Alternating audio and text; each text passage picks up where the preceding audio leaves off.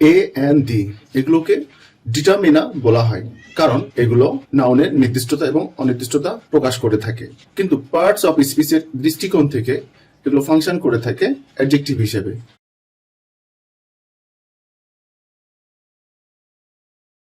Function করে থাকে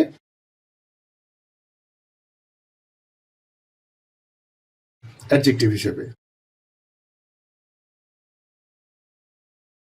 প্রশ্ন হলো, এর কি শুধুই অ্যাডজেক্টিভ হিসেবে কাজ করে থাকে নাকি অন্যান্য পার্টস অফ স্পিচ হিসেবেও ব্যবহৃত হতে পারে? যদি অন্যান্য পার্টস অফ স্পিচ হিসেবে ব্যবহৃত হয়, তাহলে সেগুলো কোন কোন পার্টস অফ স্পিচ? চলুন এই ভিডিওর মাধ্যমে আমরা বিষয়টি পরিষ্কার করি। শুরুতেই এ এন্ড দি অ্যাডজেক্টিভ হিসেবে ব্যবহার দেখি।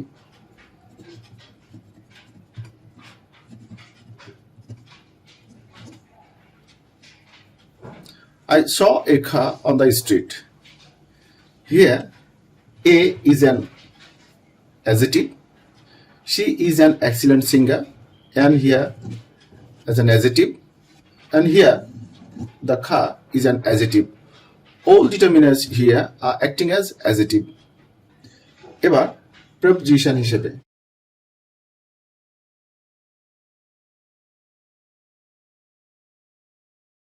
They went a hunting.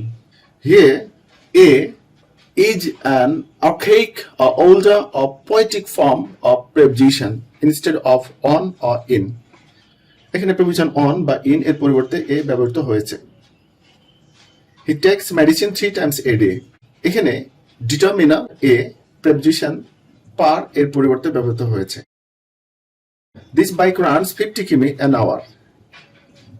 এখানে ডিটারমিনার এন্ড প্রেপজিশন পার এর পরিবর্তে ব্যবহৃত হয়েছে। চলুন এ পর্যায়ে অ্যাডভার্ব হিসেবে এ এন্ড দির ব্যবহার দেখি।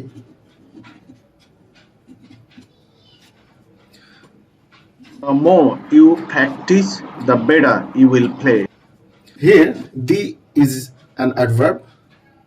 More এটি অ্যাডজেক্টিভ।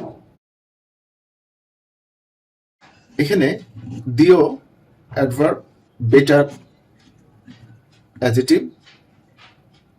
তাহলে আমরা এই ভিডিওর মাধ্যমে যেটি দেখলাম সেটি হচ্ছে এ এন্ড দি ডিটারমিনারগুলো শুধু অ্যাডজেক্টিভ হিসেবেই ফাংশন করে থাকে না, এই ডিটারমিনারগুলো প্রেপোজিশন হিসেবেও ফাংশন করে থাকে, এমনকি অ্যাডভার্ব হিসেবেও ফাংশন করে থাকে ইংলিশ ল্যাঙ্গুয়েজে।